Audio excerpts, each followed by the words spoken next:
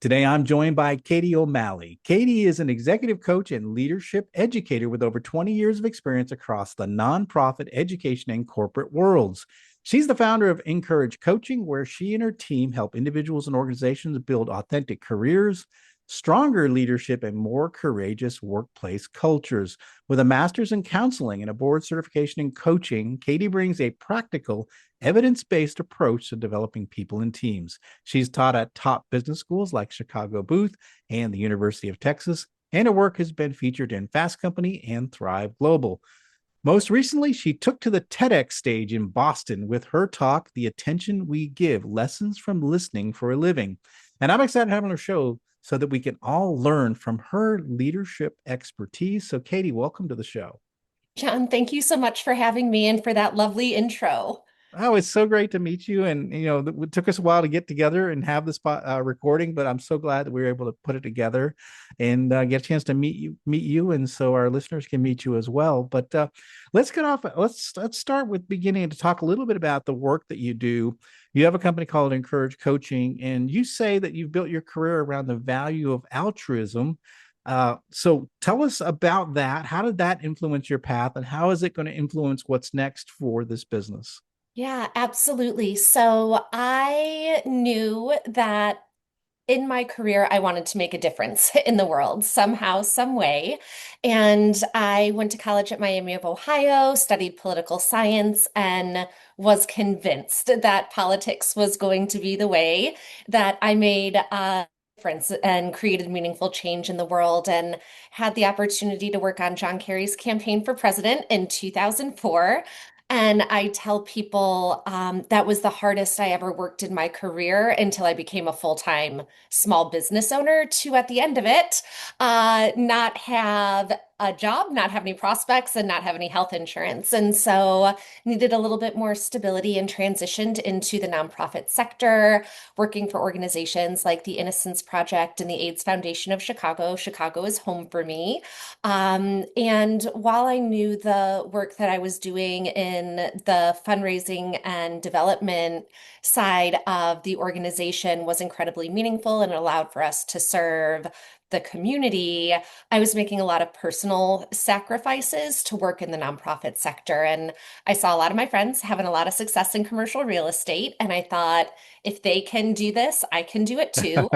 And I appreciate the knowing laughter because had I met with a career coach or counselor, they likely would have said, Katie, there is a values discrepancy here. That's it. Already, the Yeah. altruism might be missing. You Yeah. might want to investigate that before you make that move. And I didn't. And John, on my very first day, I knew I had made a huge career Mm. misstep, so much so that the firm I was working for was on the same street as the AIDS Foundation of Chicago, and I went back to have lunch with my old coworkers on the first day in commercial real estate. But Midwest mentality, we are a grit it, don't quit it people, and you definitely don't quit one job without having another, especially coming out of the Great Recession from 2008.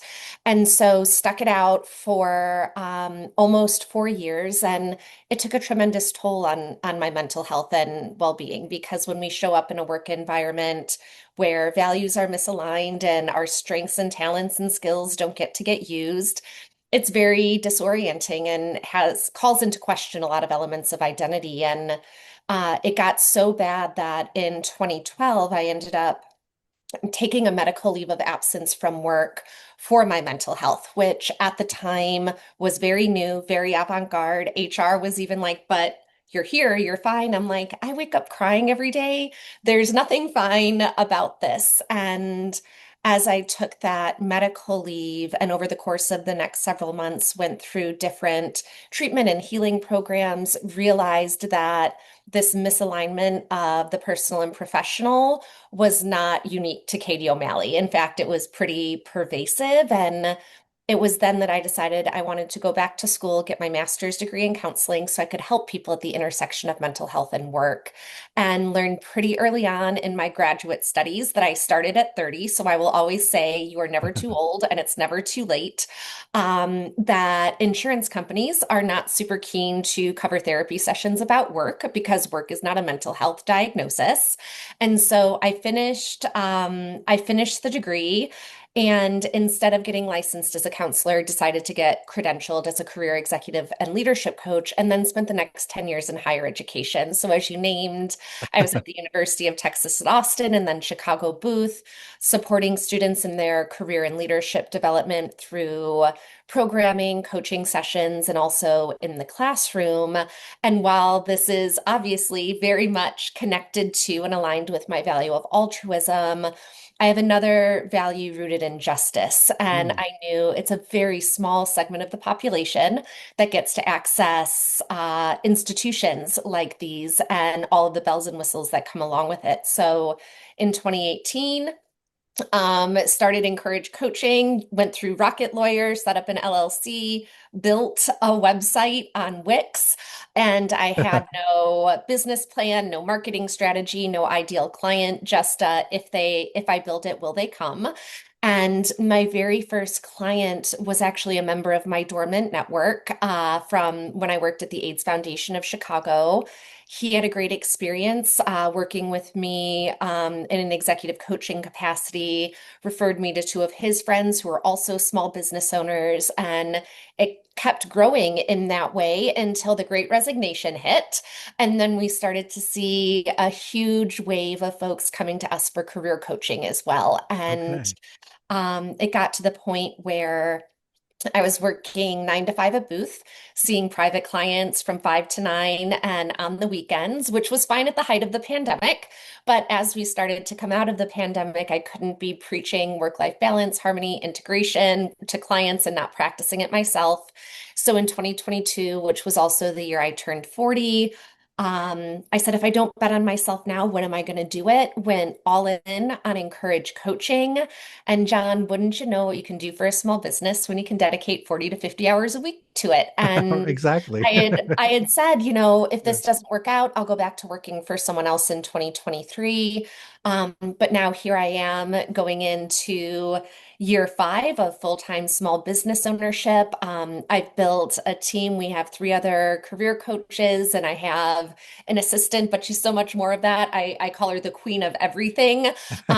She's just fantastic. And the future for Encourage Coaching, it's actually, I love that you bring that up because we find ourselves at a very um, almost crisis-like moment, I think, in terms of the labor market, how we think about work, how we think about leadership, how things get Yeah. done in organizations. And I have just gotten my certificate as an official 501(c)(3 in the state of Illinois for the Okay. Encourage Foundation.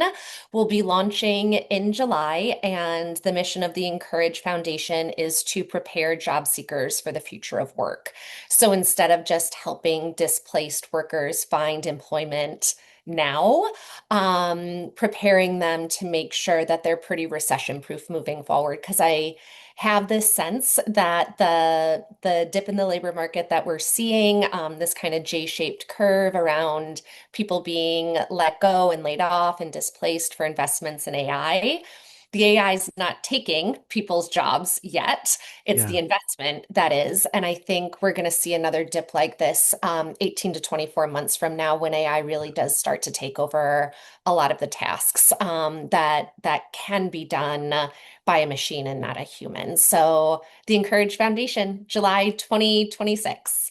That's fantastic. One of the things when I listen to your story, I coach and mentor a lot of young people, and they struggle with a career choice. What am I going to be when I grow up? And I think about that, and I've made some major shifts in my career where I've gone in completely different directions from my military to my corporate to entrepreneurial to higher ed. And I still don't know what I want to be when I grow up. And so I think, so can you help us for the listeners that are listening in? They might say that they're not sure where they want to go with their career. One of the things that you really touched on is the fact that you had a value misalignment, and you recognized that right away in your commercial, when you were doing commercial real estate. And I think so many of us find ourselves in those jobs where we have this misalignment. We don't know what's wrong necessarily, but there's a high level of stress. Things don't feel right. There's something wrong.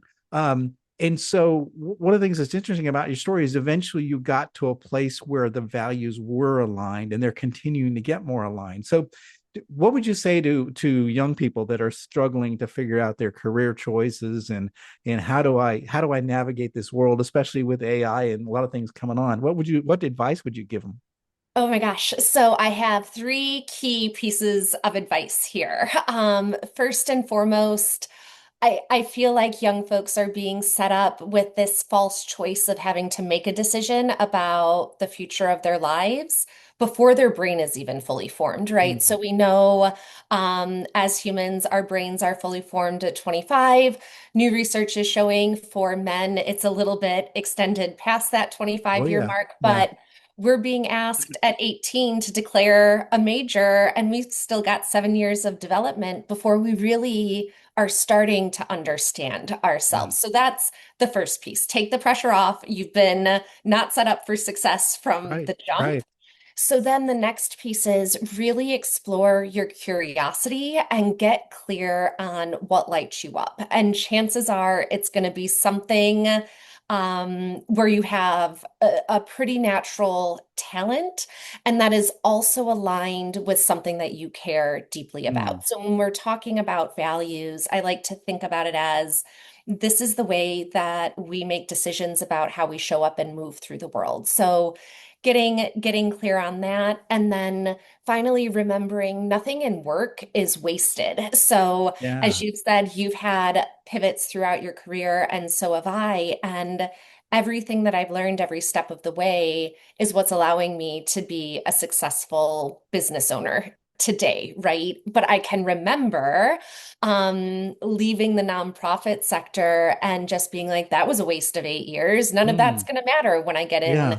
to commercial real estate, or then going into higher education and being like, this is all lost. But it's not. And the future of work is all about skills. So, really collecting a portfolio of skills that will make you in demand and indispensable. And those aren't just technological skills. I think what gets a misnomer a lot is the idea of soft skills. I view these as essential, durable, irreplaceable human skills that can never be taken away by a Yeah. machine. Yeah, I love that. You know, one of the things you mentioned is the idea of the thought is skill stacking. So Yeah. we what makes us unique as individuals is are the skills that we've stacked throughout our career. And I think you correctly point out is that's what makes us truly unique is we've had these different backgrounds, these different experiences, and so that makes us a unique asset. I was thinking, I was doing my doctoral research and I was researching a company that were very successful, and the CEO, I was asking him, like, what made you so focused? He's a very much a people focused leader. And I said, what made you so people focused? He goes, I spent 18 years or 19 years in sales before I started this business. He said, I learned to listen to people. I learned to connect with people. I was trying to understand where their problems were and how I could help them. And that set me up well to be a really good leader when I started this company, because I had a great listening skills and I had the ability to sense, sense other people's emotions and their feelings and their wants and their needs. And I thought to myself, it's like that time in sales for him was not wasted. It built him this unique skill set that really helped him create this business that during the pandemic, when most people were shutting down, his business grew and hit record performance during the pandemic because it was such a people focused leader. So to your point, I think the idea is that there's no waste of time. You are gaining skills that you can use, and it creates the unique you that could be set up for the next opportunity. Is that right? Absolutely, no value to add there, John. You got it. You got it all. Well, yeah, I love it. I love the idea, and I think that yeah, and I think to be honest with you, what you said something is very unique too, is that we've got this AI coming, and I think the people are going to set themselves apart are the people that can add value in this human world that we live in, right? Because I think we're going to be inundated with so much machine content that we're going to crave human connection. We're going to crave human ingenuity, and I think those people who can think differently, act differently, create value are the ones that are going to be still around, after the layoffs are. I don't know what your thoughts on that are. Yeah, it's I mean, so recently, last night I left an HR conference called the Work Human Conference, and the whole 4 days I was there, it was AI from Yeah. 8 a.m. to 6 p.m. and the impact that it's going to have on companies, organizations, employees. And what I kept hearing was not only is the thing that's going to differentiate you, but the thing that's going to differentiate companies is going to be their people, right? Mm. Because AI and what it can do is code that can be replicated. But Yeah. humans, I mean, we're not being cloned yet. And so we can't be replicated in that way. And that's going to be the differentiator, not just for employees and prospective employees, but also importance of investing in developing those skills, those durable leadership skills, because folks are going to finally, and I know as someone who is a leadership practitioner, believes this, we can lead from anywhere, right? We don't have to have formal authority or a title, and it looks like that's what's going to be demanded of folks. And Yeah. being able to say, I can collaborate, I can problem solve across difference, I'm able to communicate ideas effectively and demonstrate empathy and compassion, that's going to go such a long way. And I will say, if there's anyone listening who is currently seeking employment, the number one skill employers are looking for are critical thinking skills. And second to that is learning agility. We don't even know half of what it is we are going to need to learn on the more tactical side yet. So being willing to absorb and try. That's what I kept hearing. Yeah. Just Yeah. try. Yeah, yeah, that's really interesting. It's interesting because I think, I'm an older person in the workforce now, and I think, I learned about change management, kind of when I was coming up and got my MBA years ago. But you typically back then, at least in the corporate world, there was like maybe one change program we were working on every year, or maybe there was two in a busy year. But now to me, it seems like change is all the time now. There is no stable ground. You're not working to get to a new normal. There's no new normal. So the idea of agility and learning agility seems to be more and more really critically important, is that you're never going to be on stable ground anymore. That's Mhm. the feeling I get after going through. Now we have wars, we have pandemic, we've got AI. It seems as if the world is changing in such a rapid pace that we just have to get used to the pace of change. We have to be very agile, flexible, resilient. That's the new normal. Is that right? Or I I agree. And I think it even goes a step beyond being adaptable. I think we are being forced to evolve as humans because I don't believe we were ever meant to consume no?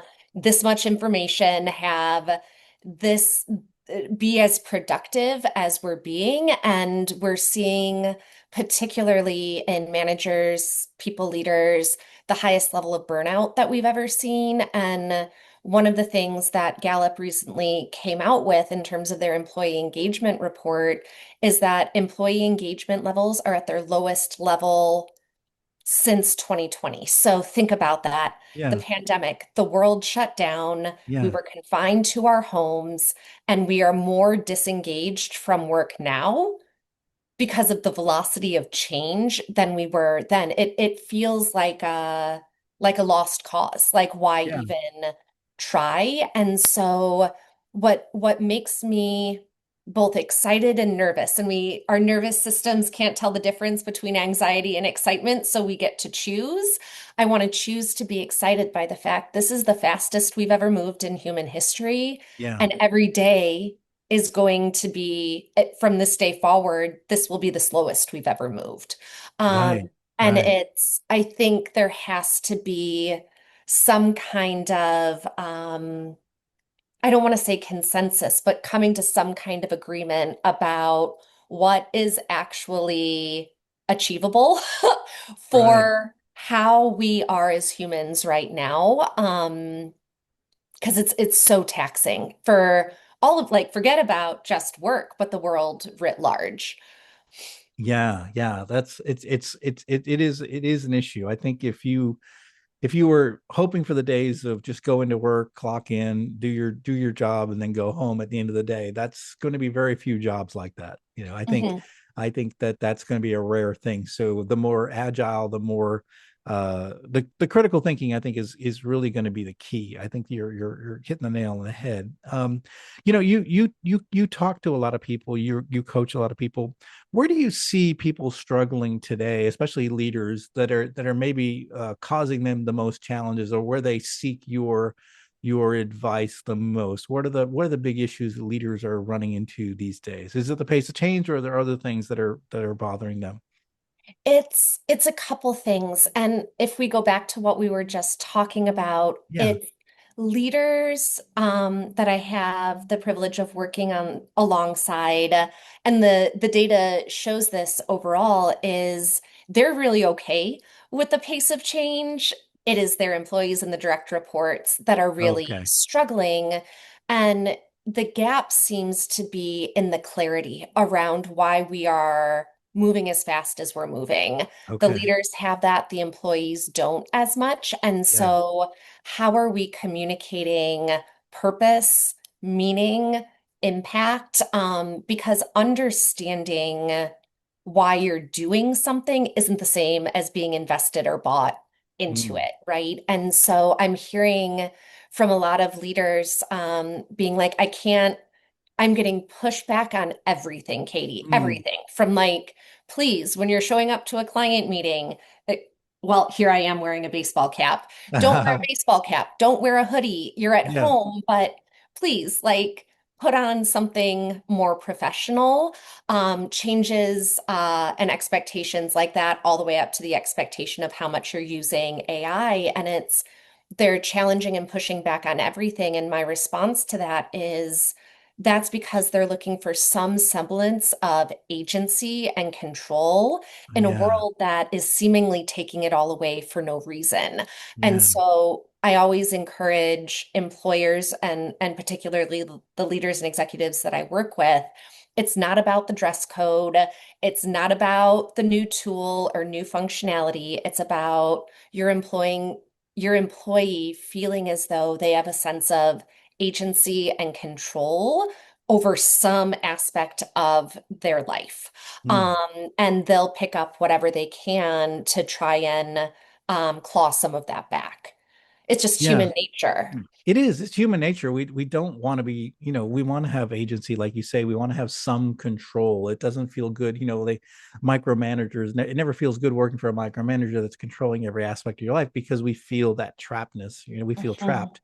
And I think that employees maybe who have coming off, you know, working from home, being asked to come back into the office, they sort of feel like you're taking away things that they've gotten used to, you know, and Mhm. you're now restricting, you're now feeling controlled. And to your point, I think, you know, again, in my doctoral research that I've been doing is that the companies that have been more agile actually give a lot of control and a lot of they delegate a lot of decision making down to the lower levels, so they do give a lot of agency to their employees, and that's how they're able to move faster, because they built a culture of trust within their organizations, and they're able to delegate and let lower levels make decisions. And when they're doing that, they feel like they're in control of their lives, they're making Yes. decisions that are impacting the business.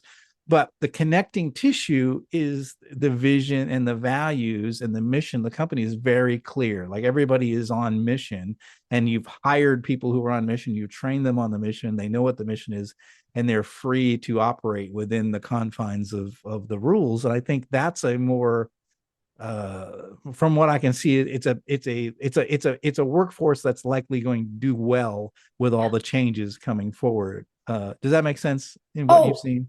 absolutely. And you actually picked something different than I thought you were going to pick as the Oh, connecting tissue. okay. I thought you were going to pick trust Oh, because yeah.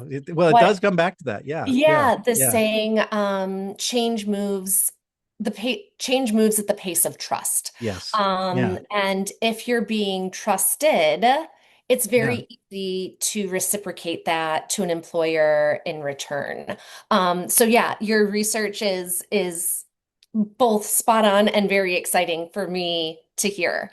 Yeah, I mean, relational trust turned out to be the number one reason that the cultures were more resilient was the Mhm. level of relational trust, which is that's not where I was going with the research. That's what I found. It was really cool to Yeah. find it because I've experienced that. So, my time in the military, we had amongst our a crew a high level of trust. We trusted each other with our lives. I mean, we were doing some dangerous things, but we didn't even have to talk to each other when the things went wrong. We knew how everybody thought and how everybody acted and how they were trained. So it was like muscle memory. Anytime something happened, we never even thought about it, and then we didn't worry about whether my colleague had my back because we knew they had my back. So I've never experienced anything quite like that in business, is having that kind of military experience. But studying these resilient cultures, I started seeing some little signs of what it might look like in an organization. But it was built along that level of mutual trust, mutual responsibility, tied together with a vision, and values that were connected. So yeah, Mhm. yeah. Mhm. And that And to me, so, see, that's to oh, me seems how we're going to beat AI, or how we're going to create these great organizations, even with all the changes that are happening. mhm, mhm. Can I Yeah, ask you a question, yeah, John? please do. I mean, I know companies and organizations can't necessarily operate like the military, but were there things that you experienced during your service that built that trust that you think could be replicated in companies and organizations and teams today? Yeah, I think the one thing I talk about when I talk to young people is the idea that you had to get qualified. So every member of the crew had to prove their competency. They had to become qualified, so that they had to prove their competency to other members of the team before they were allowed to take the watch and to have a high level of responsibility. So there was a high level of positive peer pressure when you stepped on board a submarine for the first time to get qualified. And for an officer, it took about a year of learning all the systems and the processes, and being you would be tested by the other sailors. People who were even junior to you would test you on your knowledge, and you had to prove to the entire crew and then the captain that you were qualified. And then once you were part of the brotherhood, you were part of the family, and then we trusted you with our lives. And so I think that we under appreciate the amount of onboarding that we do with employees, and so we sort of take them when we say, there's your cubicle, there's your computer, a good, sign your 401k forms and good luck. But there should be Mhm. more time spent on onboarding, and there should be a qualification process to be, are you qualified for this role that we've hired you for? I think there should be some of that. Yeah.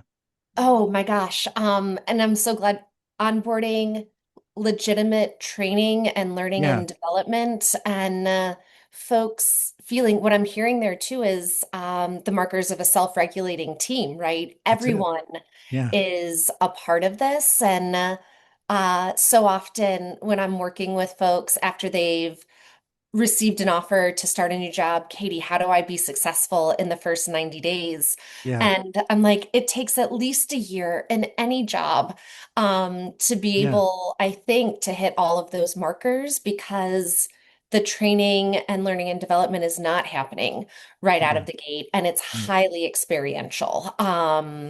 Yeah. I mean, I learned early on in my career that someone told me that's the only person going to manage your career is you. And when I learned that, I was like, oh, okay, well, that's easy.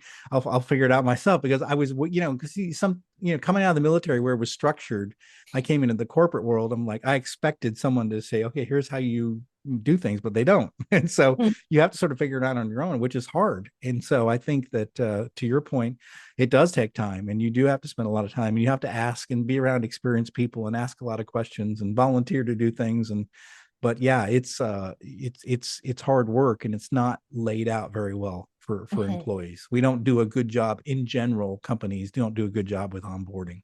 Yeah. And even when we're clear on the mission, we're clear on the vision, Yeah. clear on the values, right? So you know what the values are, but what are the actual day-to-day behaviors that roll up into Yes. those values and start rewarding employees who are doing that because it'll inform the way they communicate, build relationships internally and externally, get the work done, and make sure you're rewarding the right things, Yeah. and not Yeah. just the people who are working 14, 15-hour days, but the behaviors and practices that actually roll up into the values. Yeah. Yeah. No, absolutely. Yeah.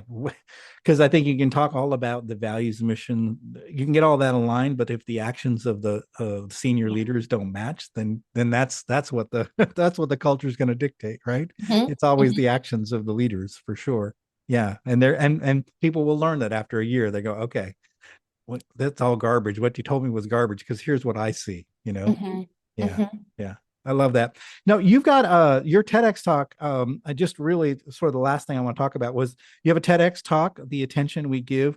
Could you tell us, give us a little highlight of what you talked about in your TEDx talk? Yeah, so as you noted in my intro, I have a master's degree in counseling, and I Yeah. affectionately call that a master's degree in listening because we're just being Yes. trained to communicate in a different way, learning how to build trust by generating information in a different way. And I the idea for the talk came to me as I found myself getting frustrated and irritated being in spaces where people were just clearly not listening. So Mm, asking questions that had already been answered. And I was like, you know what? Wait a minute. Before you get frustrated, before you went through this graduate program, who taught you how to listen? Because mm, I realized it was the program that taught me how to do it. And I was like, we have from a very young age, parents, educators,